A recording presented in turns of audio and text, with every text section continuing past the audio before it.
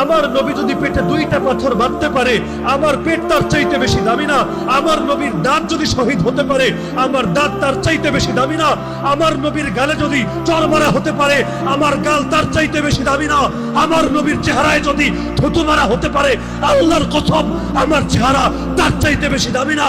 আল্লাহর নবীর চাচাকে যদি 70 টুকরা করে তার কলিজা চিবিয়ে খাওয়া হতে পারে, আল্লাহর কসম আমার বাপ চাচা তার চাইতে বেশি দামি না? আরে আল্লাহর দ্বীনের জন্য যদি আল্লাহর নবীকে কাবা ছাড়তে হয়, মক্কা ছাড়তে হয়, পবিত্র ঘর ছাড়তে হয়, আমার ঘর, আমার এলাকা, আমার দেশ তার চাইতে বেশি দামি না? আমার মসজিদ, আমার মাদ্রাসা, আমার খানকা তার চাইতে বেশি না?